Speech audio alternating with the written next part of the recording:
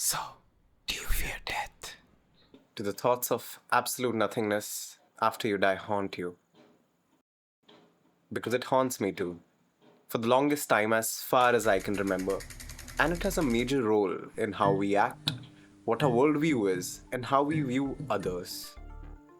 We can truly have a better control over our lives by having a control on this fear, and it is possible to have that control.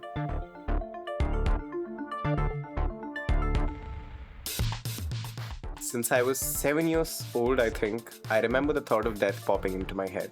Now, this could have been from something someone said on the television, something from a horror film, or something my grandparents said about their remaining lives I can't remember. But this fear, this thought would keep me up at night. And then there was a boom in technology. 2010, smartphones became a common thing. I had one, a computer in my hand, on which I could watch anything I wished. Insane.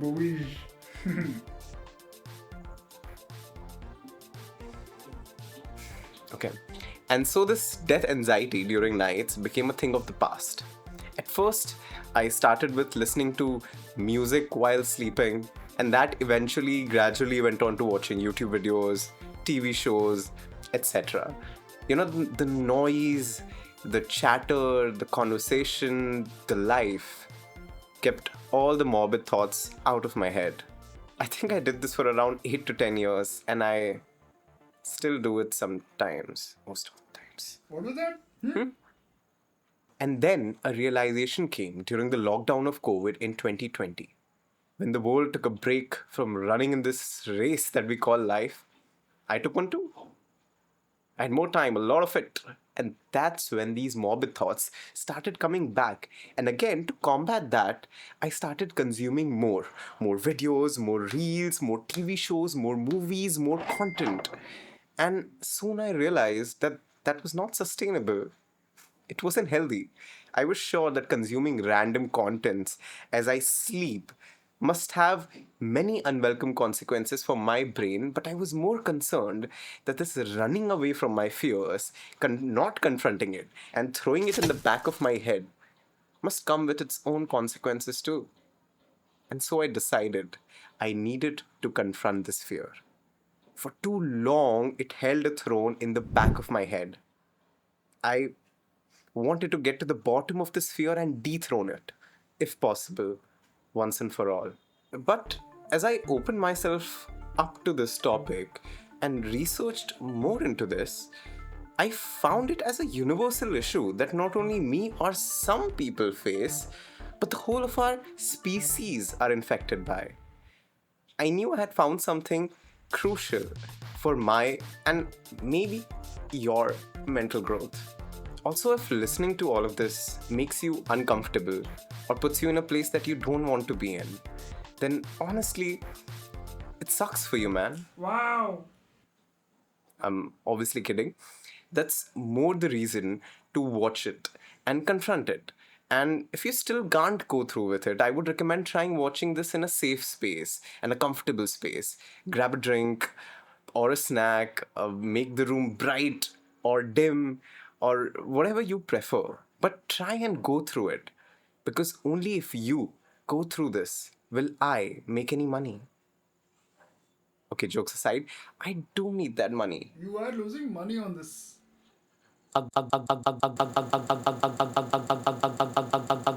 So our journey is divided into 3 parts. Why, what, and how. And where?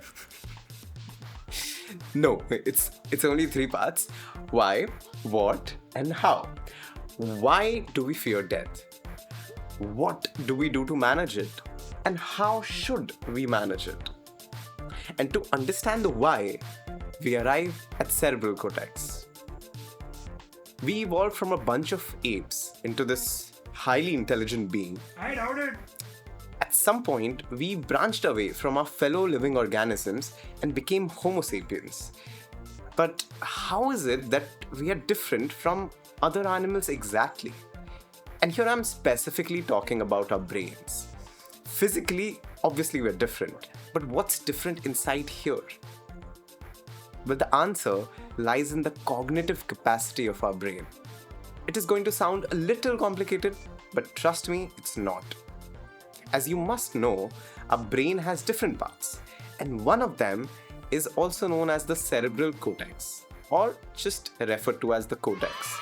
It is the outermost wrinkled part of our brain, and it's also the newest part of the brain and is considered the biological basis of human mental abilities. Because of cortex, we are who we are. Fish don't have any cortex at all. Reptiles and birds have it barely. And primates have a lot of it, with human beings having the most. It is about 80% of the human brain volume. Heavy boy. Now, the important thing is the cerebral cortex carries out higher cognitive functions like memory, thinking, learning, reasoning, problem solving, emotions, and consciousness.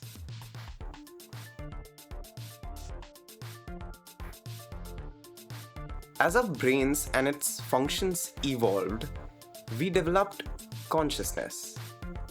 Essentially, it is seen as a product of evolution where the ability to be aware of oneself and one's surrounding provided a survival advantage. Individuals who could reflect on how they felt could in turn imagine how others felt and were thus in a better position to communicate their wishes to and predict the behavior of those around them. And as their ability to communicate through language improved, our ancestors became more self-aware. Fucking extroverts. And this stimulated the development of even more sophisticated language, and thus was created a cycle. Then we could not just ponder on past experiences, but imagine future possibilities. They could imagine things that did not exist yet and have the audacity to transform those dreams into reality. This capacity to strategize, to make decisions, to design, and to plan based on an imagined future represented by words and symbols is something no other creature on earth was then or is now able to do. So self-awareness or consciousness served us very well. It increased our ability to survive. And there's this quote from the book, A Worm at the Core, and the quote is, "What joy it is for us to be alive and at the same moment know it." It is a beautiful line, but we pay a very heavy price for being self-conscious.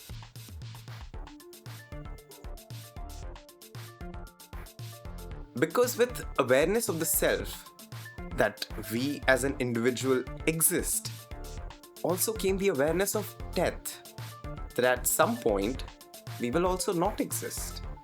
And as far as we know, we are the only animals that is aware of its eventual demise. Other animals may react to certain dangers in order to survive, but they do not sit and contemplate about their eventual demise at the end of the day. Lucky motherfuckers. So this power of having a consciousness came with a deliberating weight of knowledge. Thick.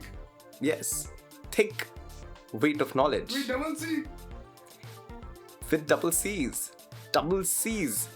Thick weight of knowledge. And this is why I really like the name of the book that I'm heavily relying on for this topic, and one that I would definitely recommend you read for yourself. And the book is called The Worm at the Core. Now, the worm at the core is not death, but the awareness of death. The terror that it brings with it, and thus the name of the theory that the book explores. Terror Management Theory, or TMT. TMNT without ninjas. Now, okay. This knowledge of our demise wasn't welcomed. Why would it be? Who wants to die? Me. You need therapy. Therapy needs me. Okay. But if everything was leading up to death in our lives, then what was the point? This fear was debilitating. The terror that it caused was enormous. It was capable of crippling our whole civilization.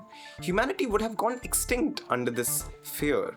Species need to fight for their survival. They need to copulate. They need to safeguard. But this fear was far too paralyzing. People terrified by it would be less likely to take risks in hunting. to effectively compete for mates, or to provide good care for their offsprings. Basically, they will become you. It would have undermined consciousness as a viable form of mental organization. And therefore, there was a dire need for a coping mechanism. Drugs? No.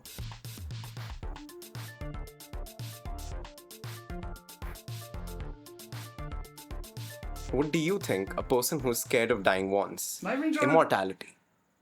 The answer is immortality. I remember back when I used to have these attacks of death anxiety in the past, I would tell myself that it was okay. I was only a child, that I had a lot of time to live, and that till the time I got old, there would already exist ways to increase your lifespan, or maybe to permanently freeze your lifespan. I wanted literal immortality. If not all, then most of us want it, or at least want it as a kid. It is an effective way to fight this fear. You see, when the functional capability of the brain evolved, it not only presented us with existential dread, the issue, but also the means to keep it at bay, the solution. Humans are ingenious. To cope up with the reality of death, we created our own reality. Our ancestors created a supernatural world in which death was not inevitable. We fabricated compelling stories. We fabricated compelling tales to best manage our mortal terror. Tales of supernatural beings, of gods, of a world in the sky, of a world under, of talking animals, of living rocks. These supernatural ideas formed the basis of more sophisticated belief systems that provided a sense of continuation beyond this physical life. Myths often begin as sacred stories that offer supernatural explanations for the creation of the world, humanity, and death. But tangible signs that the invisible world existed were needed to support this belief that people had. And art and rituals did just that. Also drugs. Art, ritual, myth, and religion are features of every known culture that allowed people to construct and maintain their supernatural conceptions of reality. As Becker says, by making the credible... That's not what he says. He says, by making the incredible credible, humans imagined that they took firm control of the material world, which raised them over and above material decay and death. This shared cultural worldview, the belief that we create to explain the nature of reality to ourselves, gives us a sense of meaning, an account of the origin of the universe, a blueprint for valued conduct on earth, and the promise of immortality. Our cultures also offer hope of symbolic immortality, the sense that we are of something greater than ourselves that will continue long after we die. And this thing is taken from The Worm at the Core book. A lot of things are taken from that book. So our cultural worldview offers us literal and symbolic immortality. For example, the idea of a soul, a metaphysical part of your body that doesn't die, or the idea of heaven, or the idea of hell, which signifies that we don't really perish, but rather just move on from one plane to the other. These are all literal immortality, promised by our culture or religion. Symbolic immortality comes in the form of our values and self-worth. The belief that our values and work will live on long after we are gone. Now, this is something important to take note of. As we know now, to manage this existential fear, we need to first have faith in a cultural worldview that lives on after we perish, and second, have a feeling of personal significance, commonly known as self-esteem.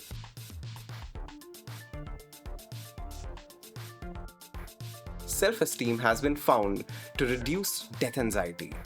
The more someone feels value in themselves, the more they feel that they are somehow important in the grand scheme of things, the lesser they fear death. And the opposite of this is also true. The lesser the self-esteem, the more the fear of death. Now, in today's world, this self-esteem could come from a number of different factors. It could be respect in the society, money, success in work, how others view them, the shape of their bodies, their fashion sense, fame, so many things. And all of this makes us feel more than we are. It gives us a sense of symbolic immortality. I am important. I have a lot of money. My work will be remembered. I showed those people. My name will be remembered. Even how we look up to film stars and sports stars has something to say about our self-esteem issues. And hear me out.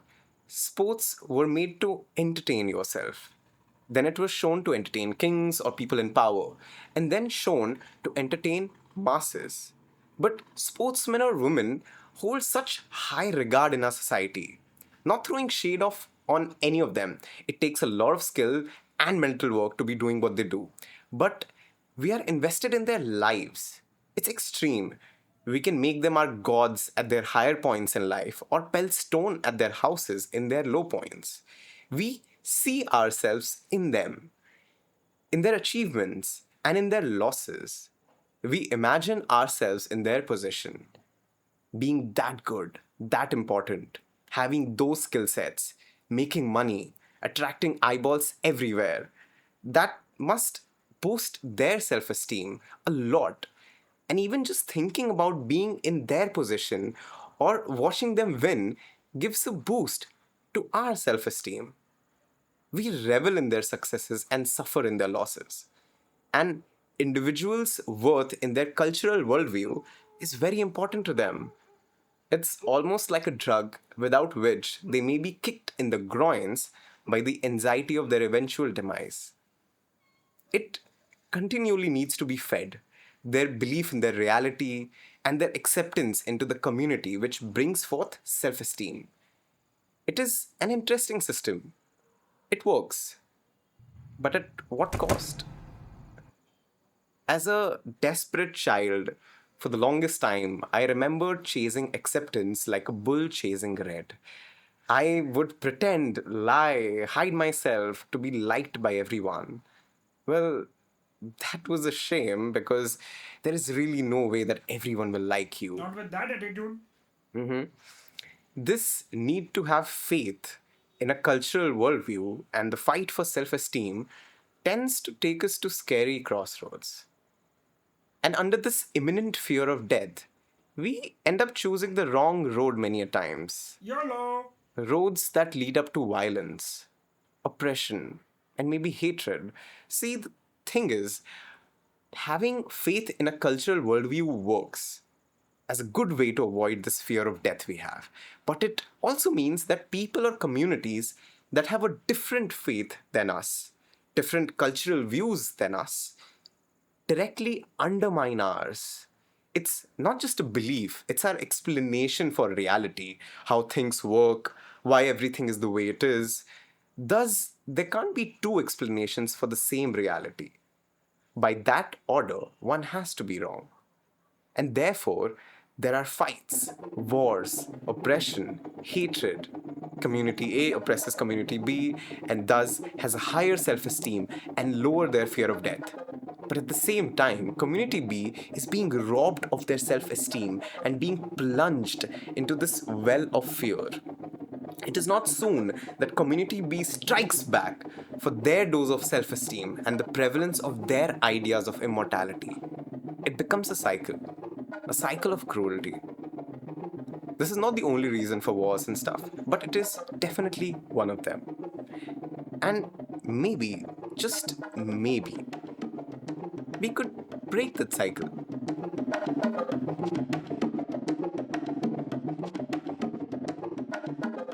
Now let's come to why you probably clicked on this video. How can we do that? Well, by first accepting that death will come. We are equal to every other living organism in that way, the way that matters. Lifton says, You must acknowledge your existential anxiety and how it is at work in your life. You must understand that the imagery of that annihilation works its destruction today, that the catastrophe is already here. Recognizing why we do what we do solves half of our issues. It keeps us in check. And as we know, until we don't accept a problem, we can never start working on it. This need to escape this terror by any means makes us vulnerable to unhealthy and violent ideas like drinking excessive alcohol, hatred, drugs, things that harm us, the environment, and other species. And so, if we just sit with it for a bit and process it, wow, we might make better conscious choices. It works behind the scenes, this fear, hiding behind the consciousness.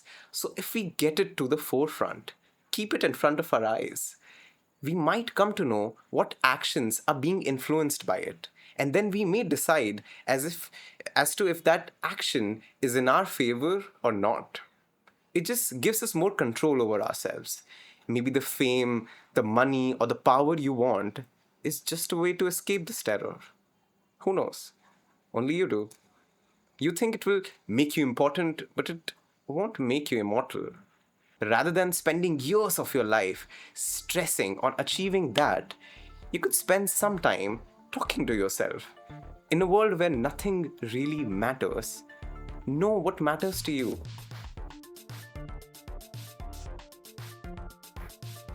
We can fight this fear using the same imaginative power of our brains that we have been using until now. Just now, it can be more conscious. Choose a cultural worldview that falls in your belief system, but know that it is not the ultimate truth. Be open to different ways and different realities. Forge deeper connections and community. Create healthier ways of generating self-esteem, like making art, helping others, being kind, and also tell others when they are being kind how they have affected you. Are we gonna kiss now? Just make it easier for them to fight their mortal terror so they can in turn do it to you or to others. We have no real meaning or purpose. It's all of us to manage our fears and create a structure.